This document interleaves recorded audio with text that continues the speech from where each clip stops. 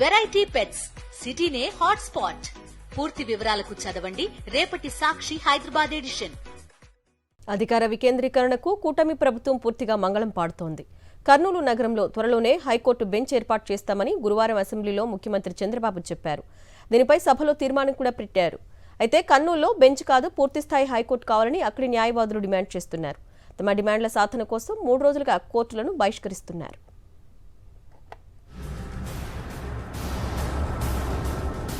కర్నూలులో త్వరలోనే high court bench ఏర్పాటవుతుందని ఏపీ సీఎం చంద్రబాబు అసెంబ్లీలో చెప్పారు. ఇందుకోసం సభలో ఓ తీర్మానాన్ని ఆమోదించారు. 2014 నుంచి 2019 వరకు ముఖ్యమంత్రిగా ఉన్నప్పుడు కూడా కర్నూలులో హైకోర్టు బెంచ్ ఏర్పాటు చేస్తామని చంద్రబాబు ప్రకటించారు. అయితే ఆచరణలో అమలు జరగలేదు. అయితే వైఎస్ జగన్ సీఎం అయ్యాక అధికార వికేంద్రీకరణలో భాగంగా కర్నూలులో హైకోర్టు ఏర్పాటుకు నిర్ణయించారు.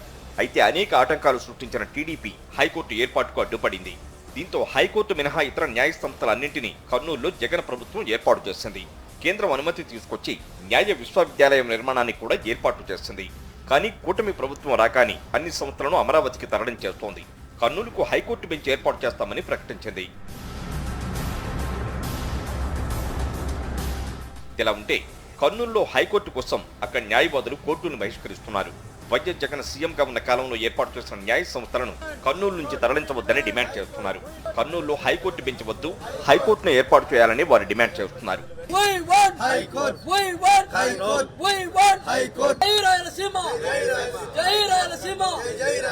మేము ఖచ్చితంగా తీవ్రంగా ఖండిస్తున్నాం. మాకు కావాల్సింది హైకోర్టు బెంచ్ కాదు, ఫుల్ హైకోర్టు కర్నూలుకు కావాలా. న్యాయ సంబంధమైనటువంటి ఎన్నో ఇన్స్టిట్యూషన్స్ 46 ఇన్స్టిట్యూషన్స్ ఇక్కడ పెట్టాలా. తద్వారా పేదరిక నిర్మూలన కోసం రాయలసీమ ప్రజానీకం మిగతా ప్రాంతాలతో సమానంగా అభివృద్ధి చేయడానికే ఈ ముఖ్యమంత్రి ప్రయత్నం చేయాలి తప్ప డైవర్షన్ పాలిటిక్స్ మేము ఒప్పుకోమని చెప్పారని ఈ ప్రభుత్వాన్ని హెచ్చరిస్తున్నాం. చంద్రబాబు గతంలో సీఎంగా ఉన్నప్పుడు కూడా కర్నూలుకు హైకోర్టు బెంచ్ ఇస్తామని హామీ ఇచ్చారని, కానీ ఏర్పాటు చేయకుండానే 5 ఏళ్లు గడిచిపోయాయని న్యాయవాదులు గుర్తు చేసుకుంటున్నారు. ఇప్పుడు కూడా తమ ఉద్యమం మీద నీళ్లు చల్లడానికే హైకోర్టు బెంచ్ అంటున్నారే కానీ ఆయనేమి ఇవ్వడని చెబుతున్నారు. తమకు పూర్తిస్థాయి హైకోర్టు ఏర్పాటు చేయాల్సిందేనని డిమాండ్ చేస్తున్నారు.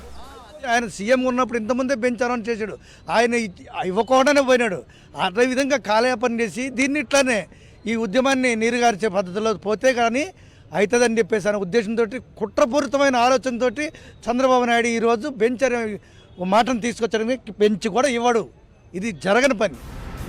రాష్ట్రంలోని సంస్థలన్నీ అమరావతికి తెచ్చే ప్లాన్లో భాగంగా అధికారాన్ని ఒకే చోట కేంద్రీకరిస్తోంది కూటమి ప్రభుత్వం. ఒకే రాజధాని, అది అమరావతి అనే నినాదంతో అధికార వికేంద్రీకరణకు తూట్లు పడుస్తూ అంతా అమరావతిలోనే కేంద్రీకరించాలని చంద్రబాబు ప్రభుత్వం నిర్ణయించింది.